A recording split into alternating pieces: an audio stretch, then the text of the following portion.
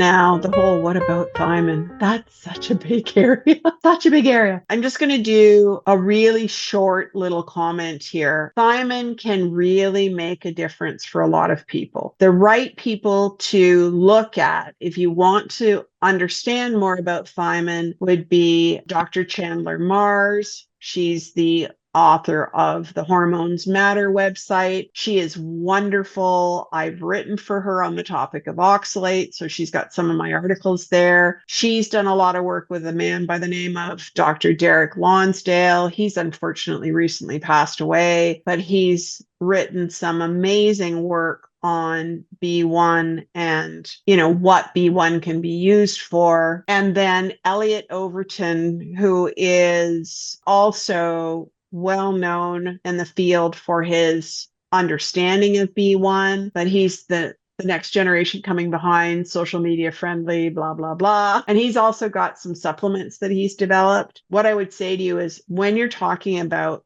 B1, your big guns are going to be things like TTFD. And I think you can actually buy a form called TPP. But the challenge with those is that you really want to start with a tiny dose. So in my books, I would start first with one of the conventional forms of thiamine, either thiamine HCl or thiamine mononitrate, and see if you see anything. You might not. So part of the thing with some of these supplements is you may need more than one form. For me, I can speak about that with B6. So there's two forms of B6. One's pyridoxine and one is P5P. And I took pyridoxine and I went, it's not a big deal. It doesn't seem to make that much difference for me. So then I tried taking P5P and I went, it's kind of meh as well. And then I tried taking them together and the sun came out and the angels sang and everything went much better. So it kind of depends what pathways, what functions need the nutrient and then in what form they need the nutrient. And so with something like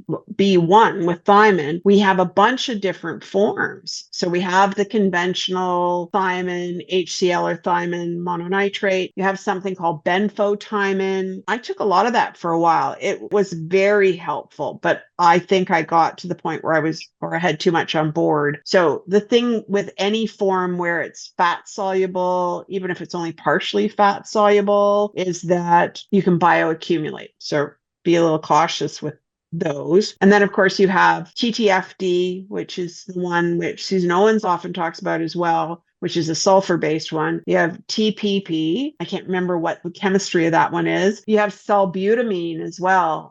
Sometimes you'll do better with a supplement where it has multiple forms of the vitamin in it, just because you'll be getting it in these different forms and your body can use it in the different places and in the form that it needs it.